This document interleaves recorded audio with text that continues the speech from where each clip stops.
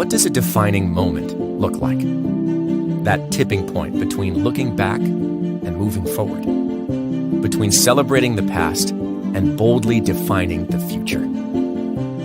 At the United States Air Force Academy, defining moments have taken many forms. In 1959, the Academy commissioned its first second lieutenants. In 1976, female cadets were first admitted. And in 2020, the first graduates were commissioned into the U.S. Space Force.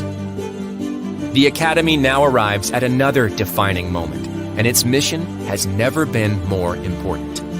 As the Air Force Academy looks to the future, it is faced with an increasingly complicated, interconnected world, one marked by unprecedented advancements in technology and shifts in culture. And it stands ready to provide tomorrow's leaders with the intellectual capacity, strength, and resiliency required to confront the challenges of our time. To help them prepare for these challenges, the Air Force Academy Foundation and the Association of Graduates together are undertaking the most significant comprehensive fundraising and engagement campaign in the Academy's history. This bold vision is our defining moment for the Academy. New partnerships will spur academic innovation in the classroom and attract nationally recognized scholars. Advancements in human performance and world-class facilities will push cadet athletes toward greater moral and physical development. An enhanced focus on interpersonal leadership and the future of the profession of arms will accelerate individual cadet growth. More opportunities for alumni engagement will help invigorate and fortify the long blue line as it strengthens its connection to the Academy. Private support will help achieve these goals, offering each cadet the richest academic, military, and athletic experience that readies them for leadership.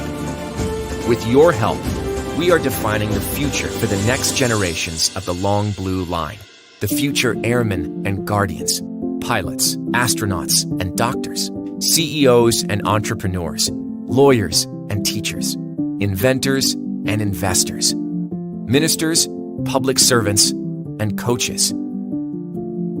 Leaders. Join us.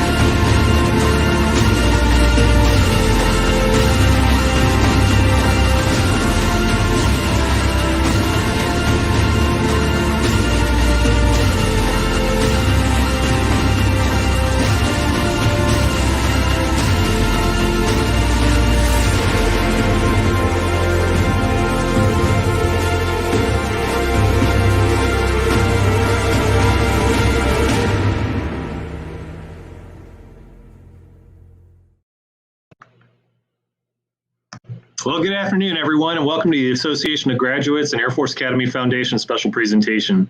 I'm Lieutenant Colonel Matt Zeman, proud member of the Class 2001, Fired Up, and your moderator for this evening. This evening, I'm going to be joined by 4 panelists, and we'll share our experiences as both intelligence and information operations officers. First, I'd like to introduce the other panel members. Joining us from Texas, Colonel James Finlayson, Class of 97, is the Vice Wing Commander for the 17th Training Wing at Goodfellow Air Force Base in San Angelo, Texas. He's forward deployed on 5 occasions to Egypt, Qatar, Iraq, and Afghanistan in support of Operations Bright Start, Iraqi Freedom, and Enduring Freedom. Next, from Hawaii, we have Major Ashley Scherner, Class 2009. She works at the Joint Information Operations Warfare Center as the liaison officer to U.S. Indo-PACOM at Camp Smith in Hawaii. She served in a variety of assignments, including Human Systems Integration at the 711th Human Performance Wing, instructor at the 39th Info Ops Squadron Schoolhouse, and Information Ops Planner at the 607th and 609th Air Operations Centers. Next, we have Captain Courtney Sheeks, Class of 2014. She's an intelligence weapons officer for the 20th Fighter Wing at Shaw Air Force Base in South Carolina and is a graduate of the U.S. Air Force Weapons School. She's led national and theater ISR collections, analysis, and production. And joining us all the way from Lithuania, Captain Bob Stelmack, Class of 2017. Currently the Air Force's first info operations officer to attend the Naval Postgraduate School's master's program in information strategy and political warfare. And then rounding out with me, I am joining you from my hotel in DC, where I'm at the annual Air Force Association conference, which for anybody watching, I highly recommend. It's a great event. But I spent a good chunk of my career in tactical units, both with fighters and then half my career in special operations, as well as some joint interagency and coalition roles. Served in the Korean Air Operations Center and have deployed numerous times to Iraq, where I flew over 150 combat missions, as well as Afghanistan and Africa. Again, thank you all for joining us this evening. I'd like to extend a special welcome to General Gould, General Martin, and my former sponsor, Carl Jansen. This panel has gotten quite a bit of attention from a few cadets who are able to provide a variety of questions for this panel. So we'll get right to it. We've got a lot of questions in a relatively limited period of time. So I will start off with Major Scherner and Captain Sheeks for this first one. What is the difference between intel and information operations? Gauge our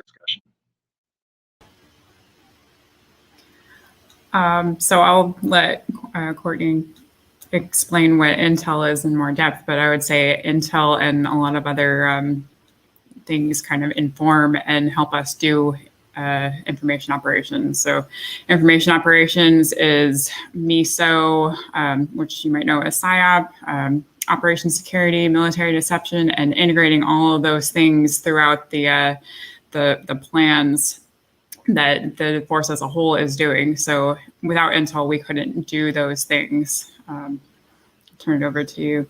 Ashley, real quick, can you define MISO and PSYOP? Sure. So PSYOP is kind of like the legacy name for it.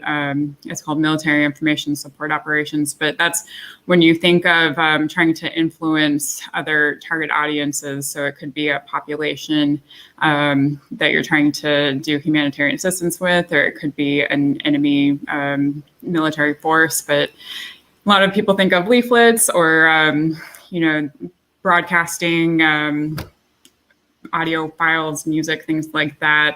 You've probably seen a lot of it in movies like World War II. But there's a lot more to it than just leaflets. All right, cool. Well, I'll go ahead and start off with what is intelligence. So like Major Scherner said, Intel does support information operations. So whereas information operations is more blue focused, or excuse me, not blue focused, but information operations are conducted by blue forces against our adversaries. Where Intel comes into play is we are very much red focused or adversary focused. So Intel is a supporting function. So you could be supporting a fighter wing like I am right now. You could be conducting ISR operations or intelligence, surveillance, and reconnaissance operations, actually collecting, processing, and exploiting information and then disseminating that out to whoever your customer might be. It could be a strategic customer, like a combatant command or a major command. It could be a tactical user. It could be someone operating in in the information operations realm. So I would say if I could boil it down to one word, like I guess what separates Intel from information operations, it's that we are focused on the adversary. and understanding them, so that way we can enable Blue forces to exploit vulnerabilities, whether it's weapon systems, psychologically, just anywhere where we can find a weakness to enable Blue Force operations. That's all I've got on that. Yeah, that's a great wrap up. So I'll turn this over to, we'll start off with Captain Stelmack and Captain Sheeks. What attracted you to your career fields? Yeah, sure. So I can start that off. So what attracted me to this career field was probably when I was looking into the definition of what a 14F was going to do and what does it mean. There was a lot of, well, we bring together information and things to achieve effects. And I was like, well, that sounds like a whole lot of stuff that's out there. And what it really kind of boiled down to, and I got to talk to a few people who were in the career field, was that 14F seemed to me like a critical thinking problem solver. When you've got a lot of capabilities, when you've got a lot of resources, you can work jointly, you can work interagency, kind of the opportunity to bring that all together to solve a problem in a very interesting manner. So it's really something where you get to be creative and use critical thinking to tackle an issue. And then for me, to be honest, I didn't know a ton about the intelligence career field while I was at the academy, but when I did my Ops Air Force tour over 2 degree summer, went out to Ramstein, which has a pretty robust intelligence footprint in terms of all of the intelligence missions that live at Ramstein. So to me, kind of the big drawing factors were, I was told that Intel, you'll find, and we'll probably talk about here, is actually very diverse. So in terms of a leadership perspective, you could end up leading dozens or potentially like 100 or so airmen, all the way down to running a very small, maybe like unit level intelligence shop that's supporting like a fighter squadron or supporting other operations. So leadership was one aspect of it. And the other aspect I would say is I didn't rely too much on Hollywood to drive my interest in intelligence, but just understanding the adversary was something that was very clear to me, was that, hey, like intelligence is a key function that the Air Force needs to be able to achieve effects and conduct operations. So ultimately leadership and then the impact I could have on kind of Big Blue in terms of us being able to go out and do the JOB. Over. Iron, kind of funny you mentioned Ramstein and Ops, because I would say that's really exactly the time and place that solidified my desire to go into Intel as well. So for what it's worth for the cadets, my path to Intel, I went to the academy wanting to fly, and that had been my life goal. I've been a pilot for 25-ish years now, but I knew before I went to the academy that I was not pilot qualified. By that point, I was already committed to serving in the Air Force and being an officer, but trying to figure out what that path was. And I feel like we often kind of feel like there was no war between Desert Storm and 9/11, but we were involved in conflicts, and Operation Allied Force in 1999 happened while I was on ops. It actually started while I was TDY doing one of those spring immersions with the Turkish Air Force. I was on a Turkish Air Force base when seeing B-52s and F-117s on the news, and then did ops at Ramstein as well. And Iron's right. There's a ton of intel there. I saw more kind of the tactical level at both the wing and one of the flying squadrons there, and just thought it was really neat, what they were doing, the information that they had, and how that was integrating into the fight at the tactical level with the air crews who were going out to fly missions, and then also at more of the leadership level, informing them, and just thought that was pretty neat. Since I graduated in 2001, the 9/11 happened 2 weeks before I started Intel school. So that ended up radically changing my career and defining it. And we can talk more, kind of about things you've done throughout your career, but that's the path that led me. So initially interested in the Air Force for one path and then steered the other way. So this next one, Colonel Finlayson, I'll start off with you and then ask for Major Scherner's input. But how did your time at the Academy prepare you for the career field?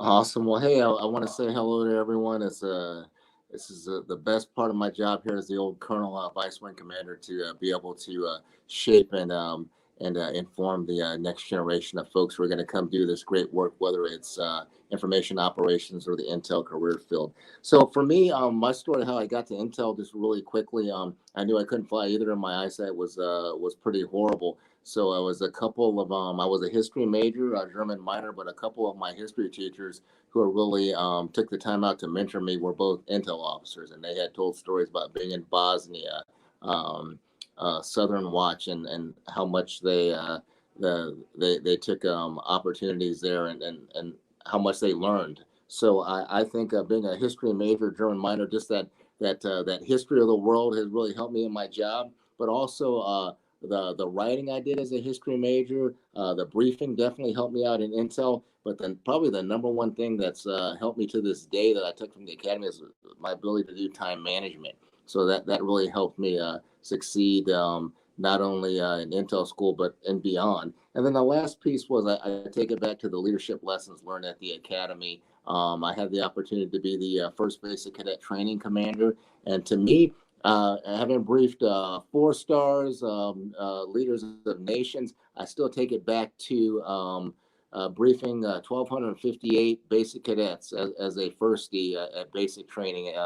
And saying if I can get up there and they're looking at you, you remember those days, the 4th class cadets were, hey, give us something. So I think I still think of getting up there on that stage, and I haven't had to do anything that was more.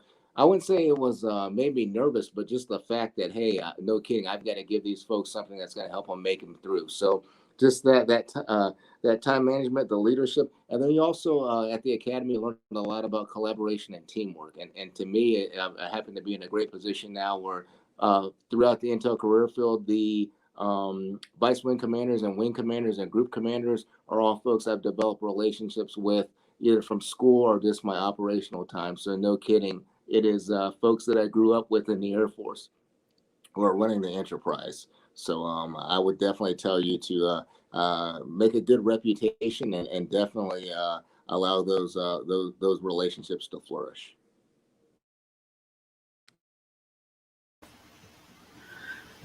I like hearing the stories of Intel getting to see on ops and see what Intel is like, because we never really have that experience. We have a very small career field, and actually it didn't even exist when I was a cadet. There were maybe onesie, twosie people who would go and do like a PSYOP tour or just go be embedded with the Army for a little while. So I didn't really know that existed. I was actually brought into the Air Force as a behavioral scientist. So I was set up to do research. And what attracted me to the behavioral scientist field and eventually the IO field is that we got to actually use what we learned. I didn't like the idea of having a major and then going to have a completely different career field and get to use it. Got to go to grad school and kind of learn more that I could actually apply to my job, which was kind of a driving force there. But now I think that there are some capstones there in the behavioral science and leadership DFBL that you can take, and you can actually get some experience on IO. So if you're interested in it, I would go and check out those. And I think doing capstones and individual research projects and things like that really kind of set you up for the type of job that you would get as a 14F information operations officer, because it is kind of a lot of self-starter type projects. You're kind of driving your own interests and based on within the left and right bounds that you get from your leadership, but being able to kind of take the loose directions that you get in sort of a big capstone project like that and kind of making it your own, that's kind of a lot of what we do in this career field. So I think those sort of things probably set you up. As far as majors, behavioral science is the obvious one, but I think foreign area studies and social sciences and stuff like that could also set you up for this career field. Yeah, and I'll add, I know, at least in my experience as a cadet, people often complain about the core curriculum at the academy, and I feel like Intel, the core curriculum was made for us. going through Intel school, you've got a bunch of different blocks. Our career field's very diverse. There's technical aspects. There's, kind of more geopolitical areas. And I specifically remember in our kind of space systems block talking about orbital mechanics and apogee and perigee, and my ROTC and OTS friends, like their minds were just exploding. They were mostly poli-sci majors, but we had all had, astro. So that was old hat. We had aerodynamics in one of our aerodynamic blocks. We talked a little bit about, basic principles of lift, visual recognition, at least a friendly aircraft was freshman year. Foreign area studies, obviously, any of the geospatial geography blocks, and like Colonel Finlayson said, I'm a big history guy myself, and I think history obviously is underlines a lot of what's happening around the world. So for me, I felt like the core was great. Obviously, for majors, you have history. There's a lot of history and poli-sci majors in Intel. Probably the two biggest blocks, and then probably foreign area studies. I'd say those are kind of the common trends. Yes, sir. And if you don't mind, I've also got an ad. So this might get after one of our future questions if we get to it. But what does the future of Intel look like? I would also say that I'm also a behavioral sciences major, so I'm a little biased. But if you have any interest in data science, in ops research, frankly, space, like we've been hearing it for a while now, but space and cyber are also very relevant domains in the intelligence career field that I can speak to confidently. So I'll second what Colonel Zeman said about the core. So astro, comp sci, maybe not comp sci, but just having an understanding of how cyber works, how space works. Intel really is becoming far more diverse as the years go by.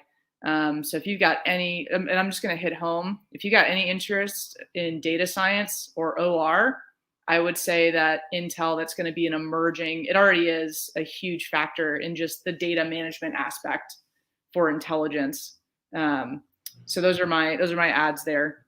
Iron, great ad. Yeah, comp sci. Oh my gosh, talking about being a digital native, that's incredibly important. I commanded a signals intelligence squadron out in Hawaii with the National Security Agency, and I mean, there's a reason why Cybercom and NSA are so tied together, and understanding, the cyber realm, anything in that. I mean, I can't tell you the number of airmen we had that were coders or learning coding on the side, because it just helped them do their job as Intel professionals, specifically in the SIGINT realm.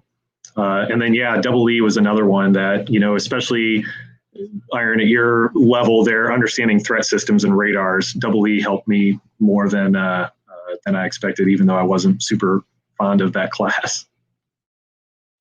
So moving on to the next one, I'll open this up to everybody. How often in your career, as long or short as it's been, have you worked directly with joint or coalition partners and involved in the joint planning process? Colonel Finlayson, we'll start with you and work our way down. Hey, absolutely. So obviously we don't fight wars as individual services. We do everything jointly. So you had mentioned earlier September 11th. So my joint career started on around that time. So I was the Intel Watch Officer at United States Central Command in Tampa on September 11th. So that ended up propelling some great opportunities, allowing me to go up and be the 4-star briefer, his Intel briefer, and then it gave me an opportunity to go participate in the Iraq Survey Group in 2003 with one of the 3-letter agencies, spending some time there. I was able to go back to Florida to United States Southern Command, where we did all things counter-drug, humanitarian disaster relief, counter-terrorism as well. Great experience. I worked on the Joint Chiefs of Staff J2, doing targeting about the time of the Syria bombing campaign. It was a great experience there as well. And then right before this job as Vice Wing Commander, I was up at United States Strategic Command, which for me, long after I should have just been shuffling papers as an old colonel, no kidding. We do 300 exercises a year at United States Strategic Command Global Strike. We're no kidding preparing for those days where we've got to employ strategic nuclear operations. So no kidding, as a colonel, I'm in there leading a team and telling the 4-star what we should do, if attacked, and what kind of response, what is going on. So joints in everything we do. And then all 5 of the deployments that you mentioned when you read the initial bio were all things done jointly. So joints everything we do, and it's been really awesome. So people always ask me, I do get a chance to meet with the middle-level career course that we do for majors here at the Intel Schoolhouse, and they'll ask me, hey, what do you have to know when going joint? I go, they don't expect you to know everything joint, but they do expect you to know your own service. Know air power engagement, doctrine, and to borrow the term, they expect you to be mobbed up in your own career field. So those relationships I talked about, when they say, hey, reach out to your flying or your IO or your cyber person, they expect you to know those folks. So you've also got to get smart on who's doing what, kind of big air power employment as well.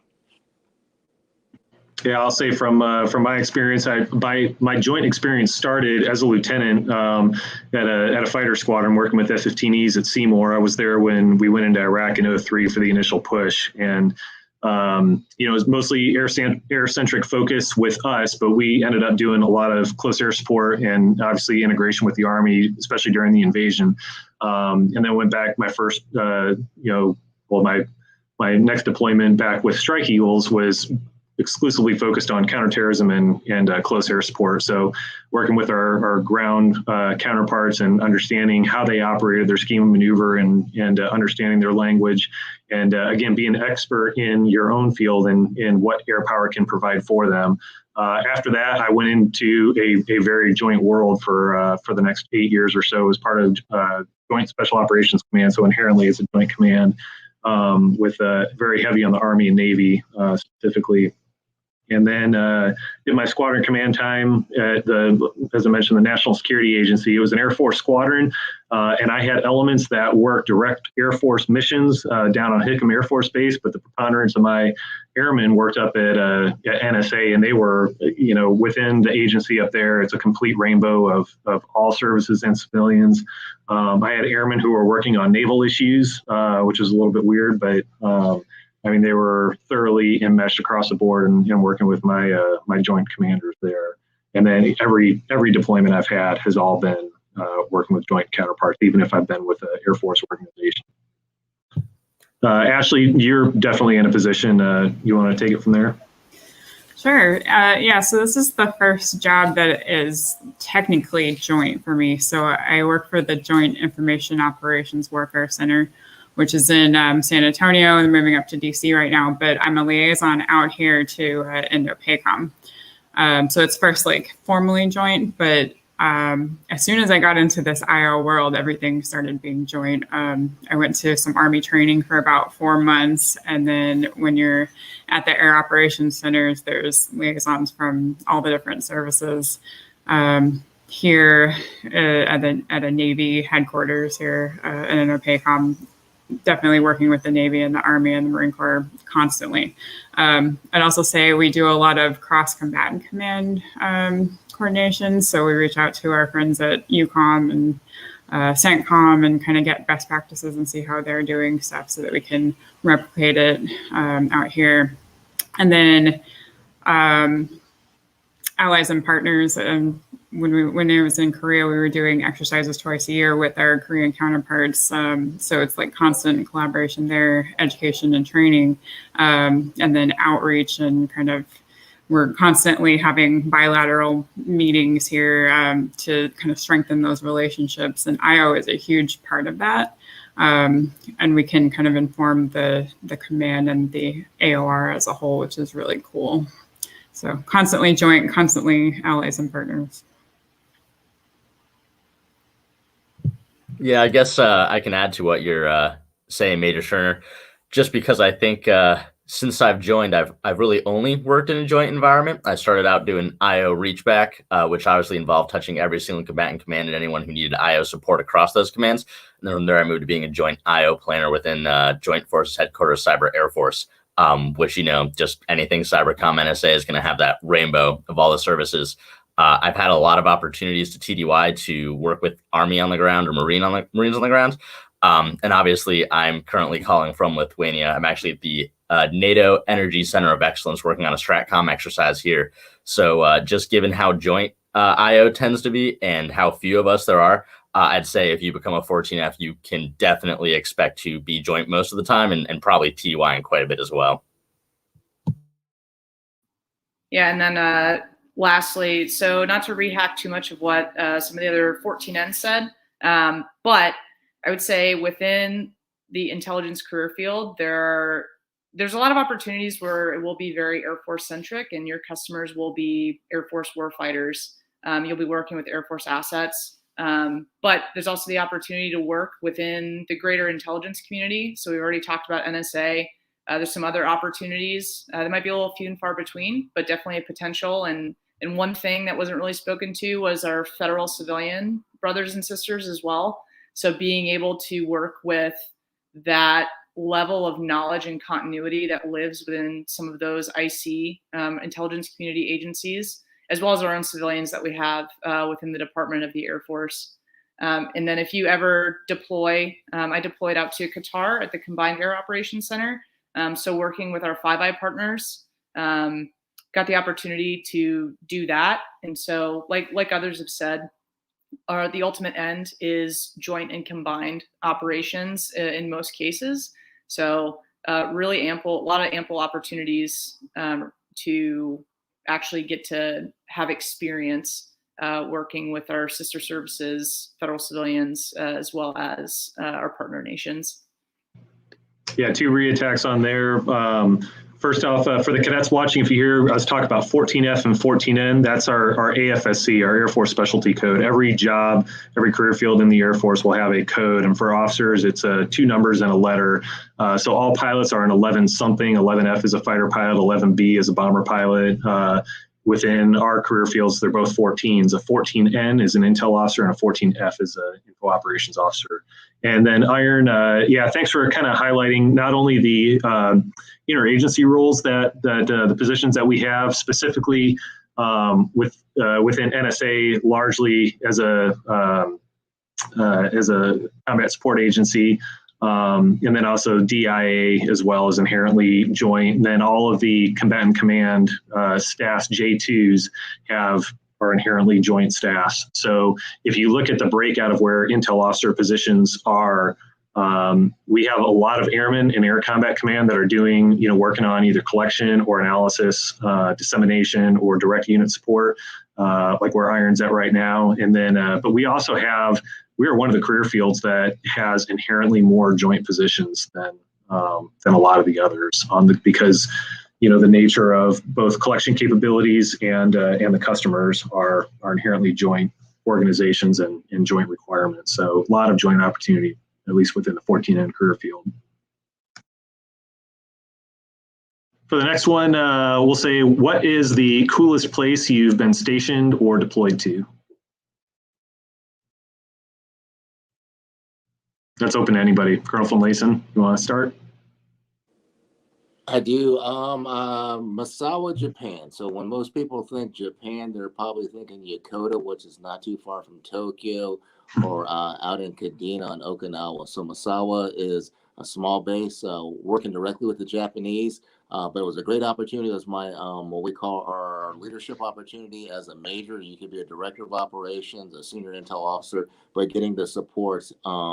F-16s at the time, things were really heating up with North Korea. So it was no kidding, preparing to potentially go do a mission there. And then for me, it was my first tour being married. So it was a great small town kind of opportunity to be married and get really to know our Japanese counterparts. So I'd say Misawa, Japan for me.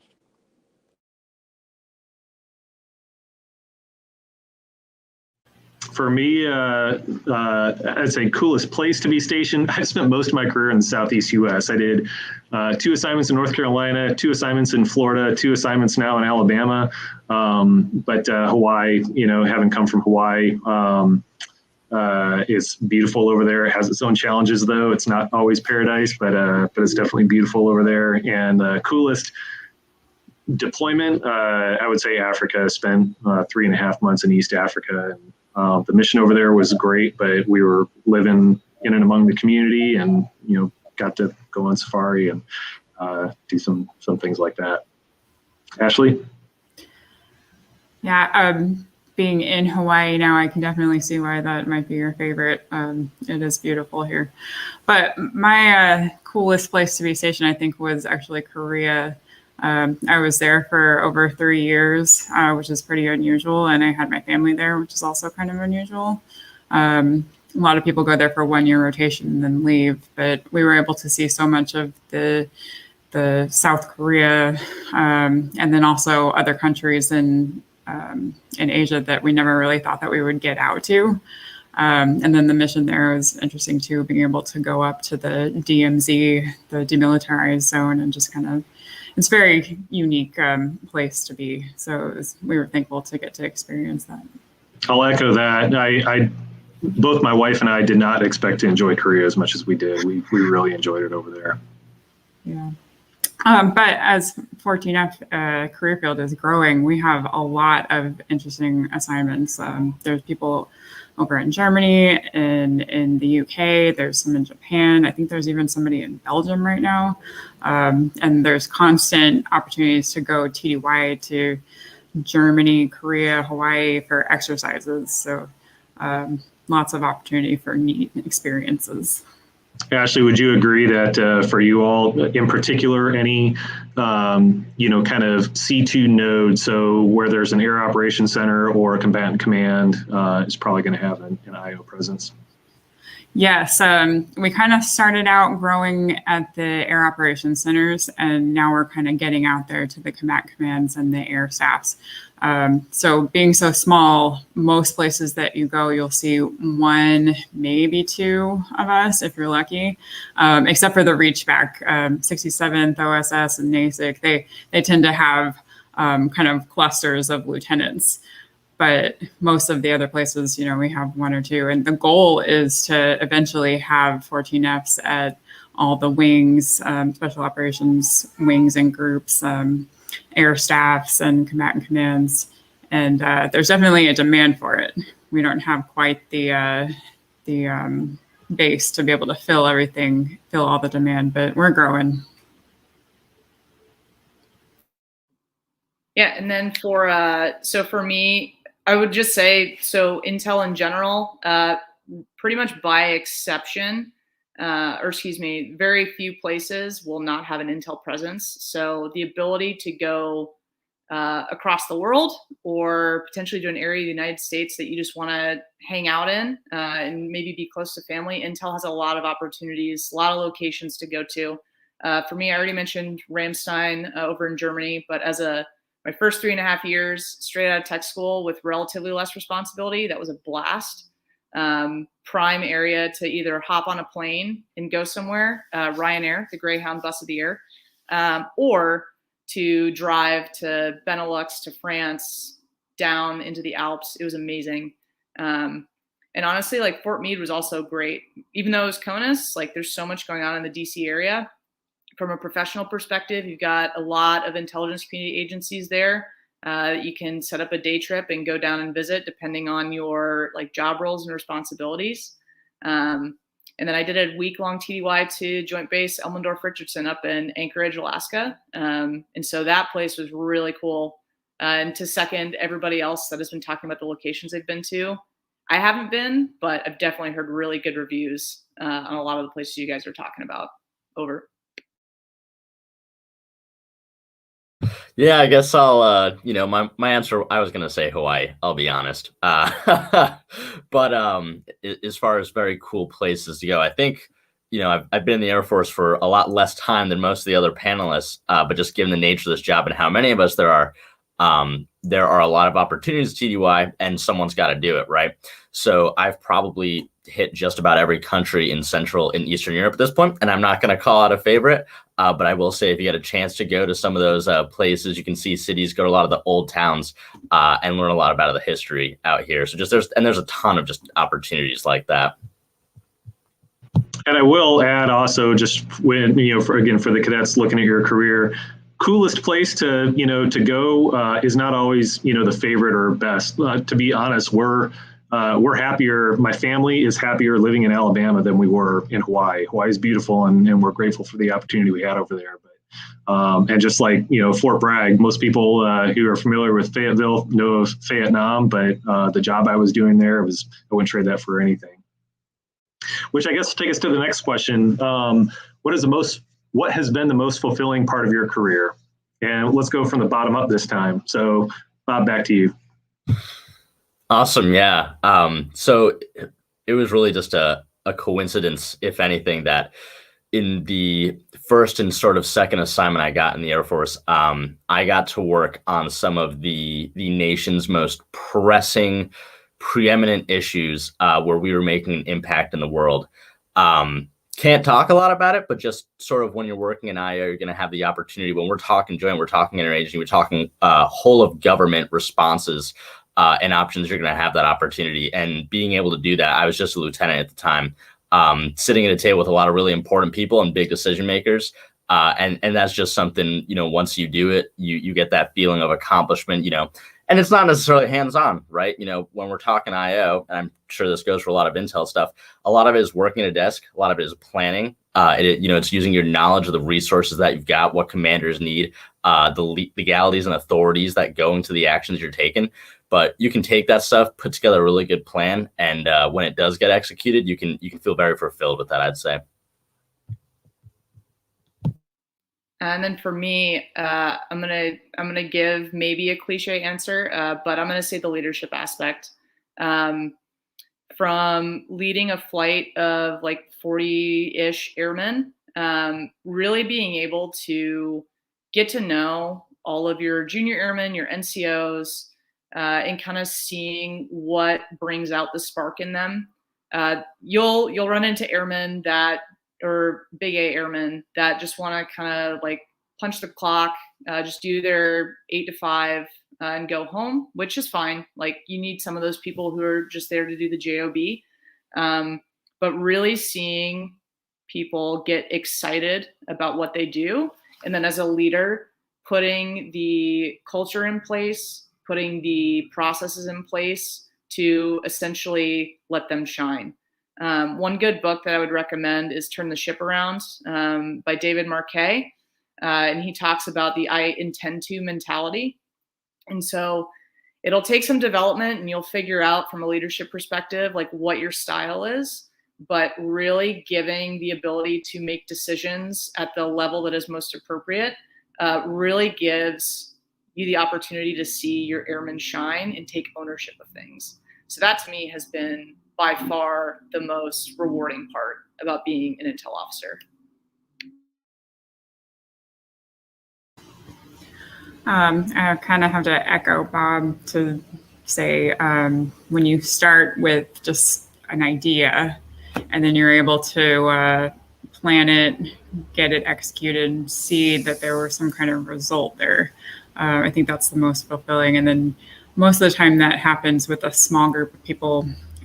We don't often have the opportunity to lead large groups. I think we just had the first 14F squadron commanders selected like a week ago. So this is like, kind of a work in progress there as far as the leading, but you can still be a leader with very small groups and be hands-on and, go from start to finish and see the effects. And then on a more personal side of it, something fulfilling about our career field is just all the opportunities for kind of training and bettering yourself. So I mentioned I went to grad school as my first assignment. I did an AFIT tour and getting degrees, both master's and PhDs. And we even have something that's an education with industry where people are working with, I think it's Miller course. But yeah, so just like all those opportunities to go to courses, learn, and kind of work on yourself as well as working on the plans. I'd say for me, I was thinking about this question earlier, and people ask me it, a number of times about, what's been my favorite assignment, and it's tough to answer that one. And as I was looking back through, there have been different aspects that have been rewarding. Early in my career, like, again, being a part of a fighter squadron for a major theater, war in Iraq was a part of history. And I mean, I've literally read books about things that like my squadron mates, were doing during the initial push. And that was a very career impacting, deployment and time in my life. My time at JSOC was very rewarding, again, in the 9/11 environment, to have, especially in my airborne capacity, having a very, very direct role in removing some very bad people from the battlefield. Some people removing them from the face of the earth, and other ones, to capture them and directly enabling a hostage rescue. Stuff like that is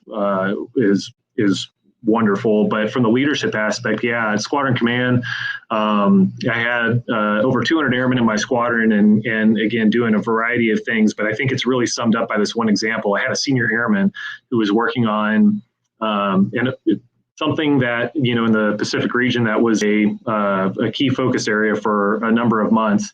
And he had an email from the National Security Council direct to him that said, hey, we're looking for an update on this one kind of certain event or specific name target.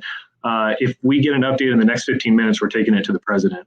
And that was by a senior airman who was a subject matter expert, which just goes to show at the more strategic level, I went from the very tactical up to the very national strategic, and the influence that you can have in this career field at the, in the nitty gritty on the battlefield and up to national decision-making authorities and producing intel that we've had stuff that made it into the president's daily brief, and that one, literally being hand carried into the president. So even though I didn't personally have anything to do with that one, just I was very proud of my airmen who were doing that. Hey, I would say for me, just the leadership opportunities and just the various missions that really allow you to make an impact. So I would say just being here as an intel officer at 14N with the 14F Info Ops community and seeing where that's gone. As a squadron commander at the National Air and Space Intelligence Center at NASIC, my squadron that I command at the Regional Threats Analysis Squadron, we actually take in those 14F Info Ops, and I had more working for me there than probably the ones and twos that are around everywhere. So just getting those opportunities, folks are doing really cool things. And then kind of culminating now as my time back here at the schoolhouse. So each day, if I'm not like I did this morning, got to go greet our enlisted intel folks that are just coming in, starting their careers, to the time I get to spend with our 14N intel officers and mentoring them. And then just so much so, I've enjoyed doing this so much that I was even ready to if this was going to be the end of it, I was ready to hang it up, and then just culminating for those experiences that I have. About a month back, I was fortunate enough to hear that I have another job ahead of me, going down to the Air Force Technical Application Center to be the wing commander down there. Again, getting a chance to work with folks who are going to do nuclear treaty monitoring for the world. So each assignment is, if asked, hey, what's your favorite assignment? Really, it's always going to be the one that I'm at. So, and as long as that keeps happening, I'll stay around until they tell me there's no more jobs left. All right, we got about 5 minutes left. I'll open this one to this question to anybody. What aspects of intel and info operations will be most impacted by evolving artificial intelligence and situational awareness technologies? So I feel mildly obligated to jump in, and I'll do it real quick in case anyone else has something, just because for a little bit there, I was the AI guy at 16th Air Force, which was a whole lot of, what is AI and what is cyber and can we do it right now? And the answer is we're getting there, right? But if you just want a quick understanding of how IO and AI might go together, take a look at, the social dilemma. Go look at the impact of artificial intelligence and how social media is influencing people, right? And you can kind of drag those dots out and start to realize that AI is it is starting to shape how people respond to things. How can we, influence people to take certain actions, and how are we influenced ourselves? It's going to be a game changer, and I can leave it at that.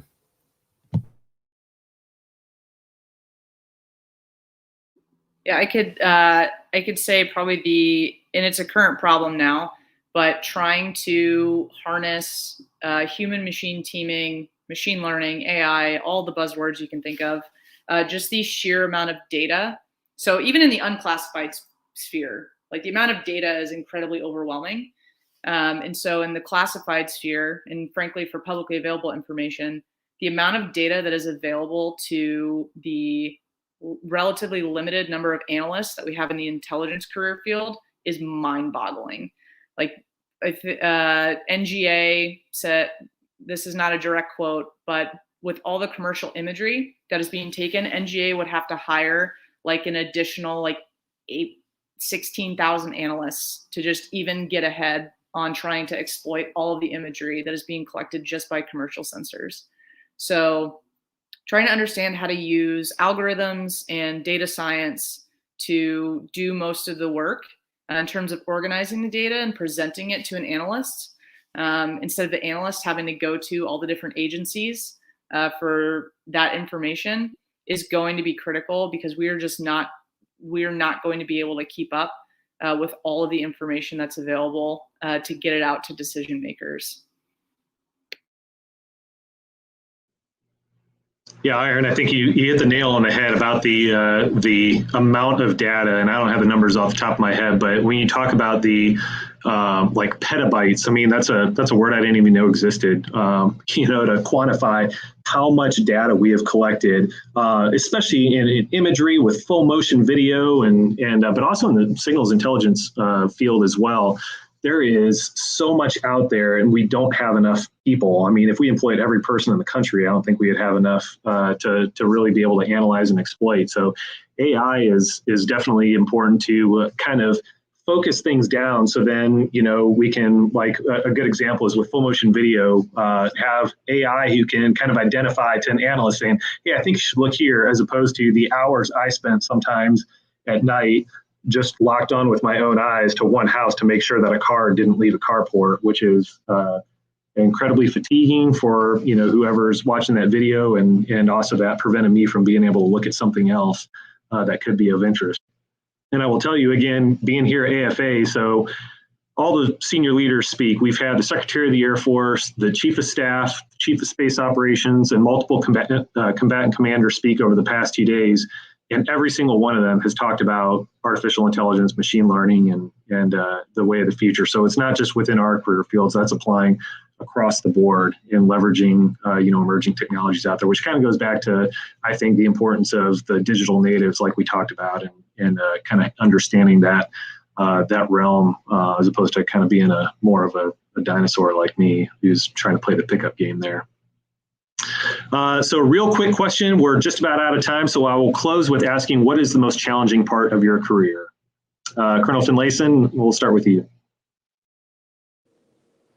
I say the most challenging point in my career is you guys get to do all the cool work. It is the junior folks. So sometimes I have the fear of missing out in the envy of all the I'd say the captains and lieutenants out there, and the airmen, the big airmen. But also I'd say that's my biggest my biggest challenge, and I'd say that kind of tongue in cheek. But no, more seriously, I'd say. If you ask what keeps me up at night, it is not the info warfare, including the info operations and the intelligence airmen doing the job. It is what the adversary is doing.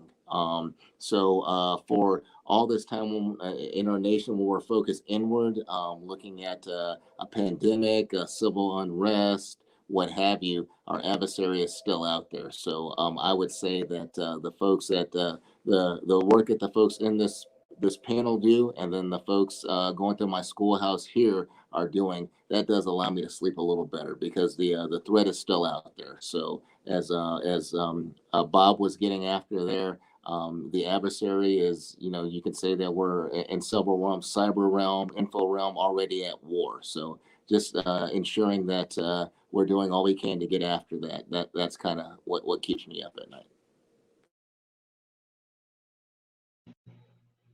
Ashley?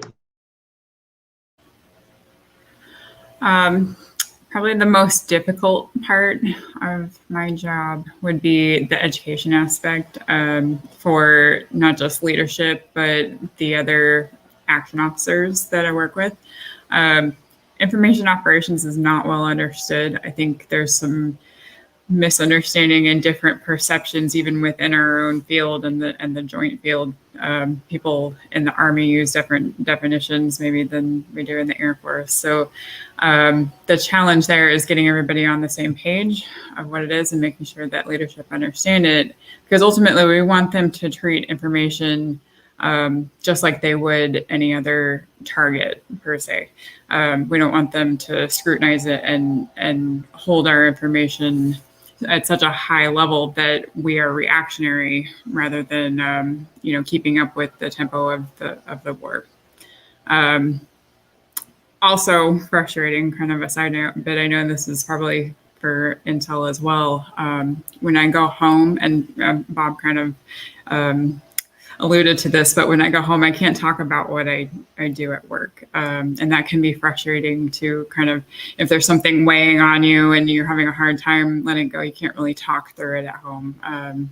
So yeah, it can be kind of frustrating to get around things like that.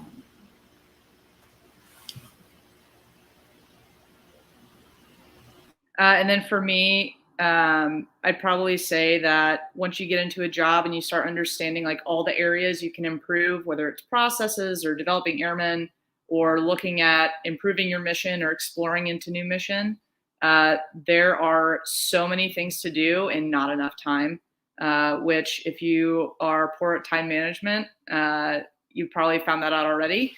I still struggle with it, but that's probably the biggest challenge I have. And a follow-on challenge to that is being able to delegate and kind of lead teams to get after all of the projects and all of the things that you want to do to make the mission better.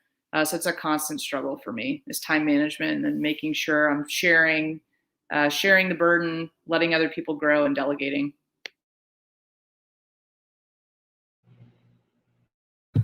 So I'm going to start with where Colonel Finlayson was, and I'm going to move towards Major Sherner. I'm going to try and keep this cadet focused.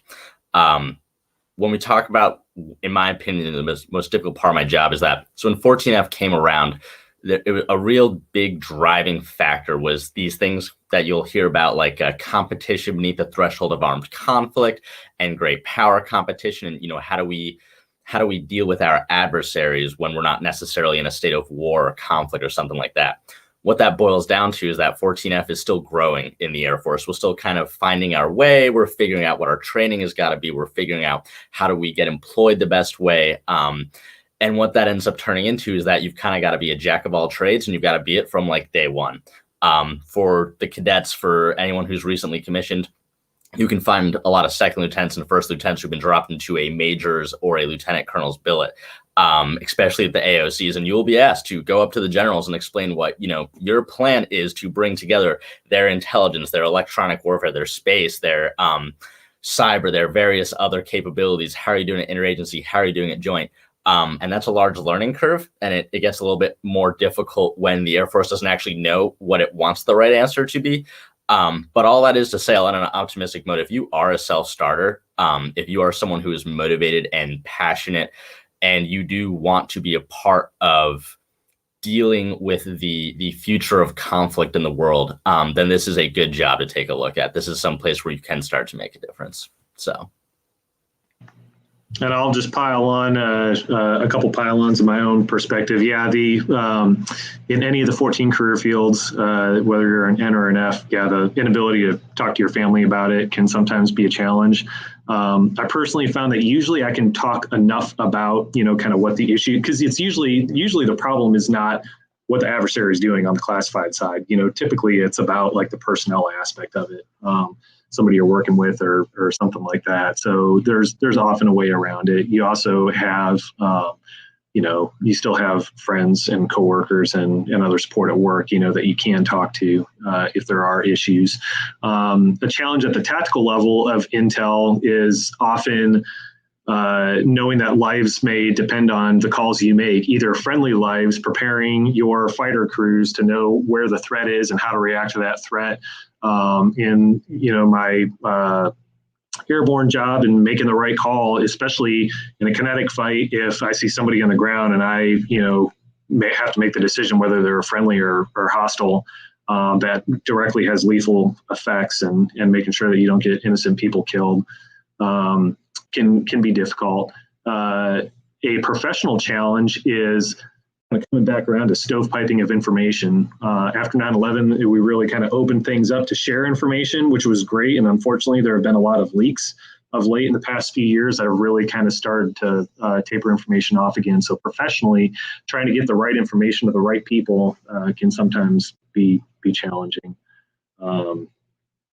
Yeah, I think that probably about wraps it up. And then I guess the last thing, sorry, it was mentioned earlier about how diverse this career field is. Almost, the majority of my jobs, at least, were very different from the previous one. And again, Squadron Command, great example, in charge of a signals intelligence squadron. I had almost zero experience with SIGINT, actually collecting it. I did some subset of that in my airborne job, but for national collection and understanding SIGINT reporting, I knew nothing. And again, I was going to be in charge of 200 plus airmen who were doing that and responsible for advocating for them for training and also operationally with my joint counterparts up at NSA. So I had a steep learning curve, not only just for that job, but also the leadership aspect. You want to look like you're competent and credible, but at the same time, everybody also appreciates when you acknowledge what you don't know and aren't afraid to ask questions. So that is the key to it, is have an open mind and always be learning. I think that applies to this career field. Both these career fields as a whole is a desire to learn and an attitude to keep learning. And that brings us out to the end of our time. So I want to thank everybody for joining us. Those who were watching, I hope this was useful tonight. And I'd like to thank all of our panelists for joining us. Thank you for your time and for your insight. Good luck to everybody out there. This concludes our event, and I hope everyone has a great evening. Take care.